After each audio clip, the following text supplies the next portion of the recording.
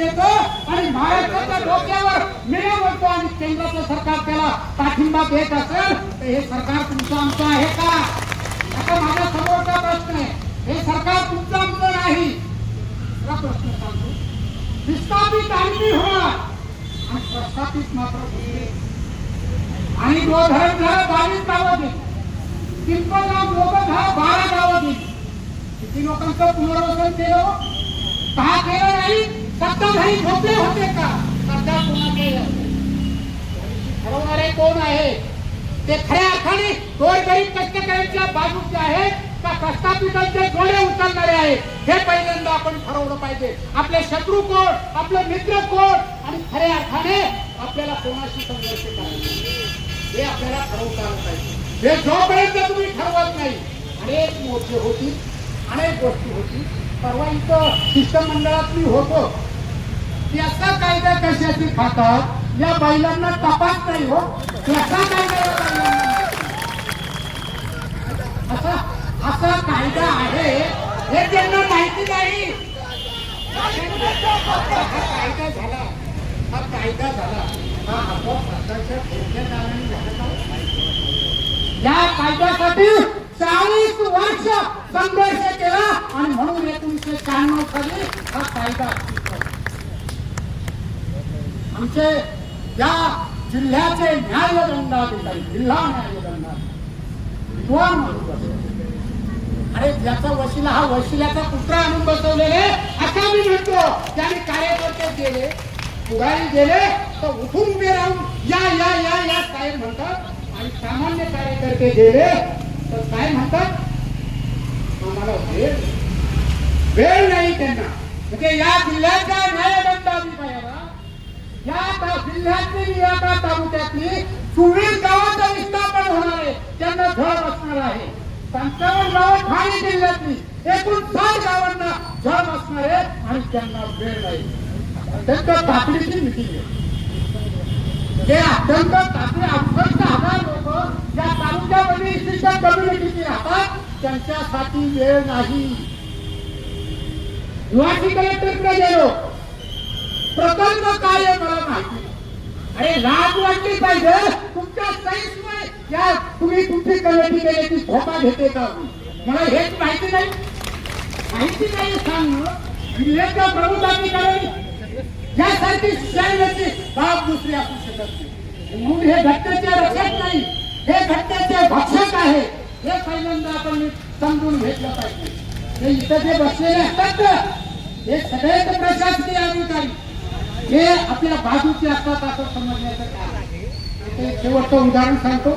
बोलण्यासारख्या अनेक गोष्टी आहेत आणि याच्यातली फार 30 काढण्यासारखं आहे.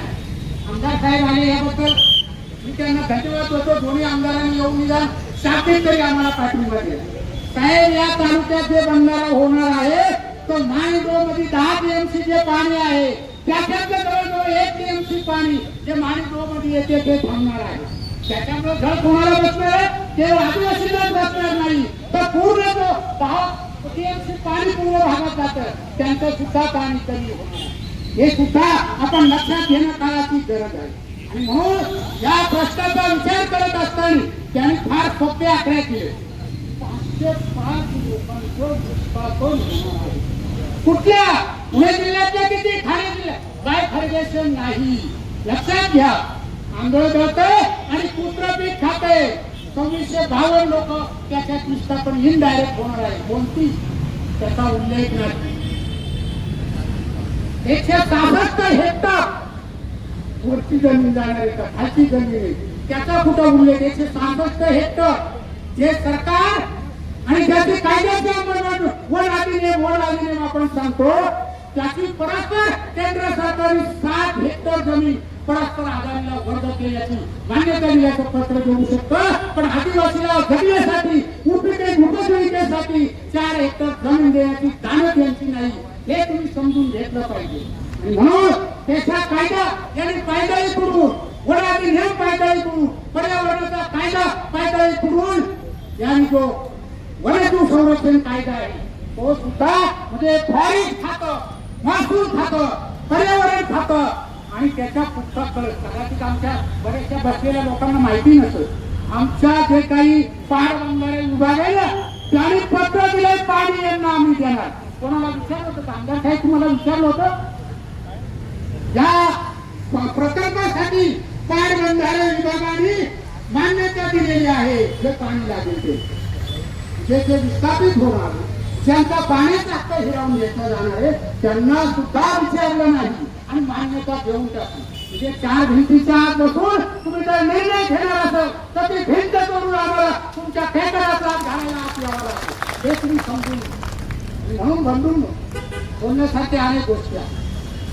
40 वर्ष घरचं खाऊन या ज्याच्या पोटात दुसरं त्याला घ्यावी ज्याच्या भांडण्यापोटी जे राजकारण करतात त्याला राजकारण ज्ञानात आलं आणि म्हणून हा विस्थापित हा समाज जो आहे या समाजाचा हक्काचं संरक्षण करायचं असेल तर आपण वाघाच्या पाठीने आडावडा करून मारणाऱ्यांची पळवणाऱ्यांची अवघड आपण पाठीने वाघा पळवणारे अवघड नाही बंदूक कुठून मारायची ज्यांना अक्कल नाही ते वाघाची शिकार करेल आणि आमची माणसं काठीने वाघ मारू शकतात एवढी अवघड आहे आणि म्हणून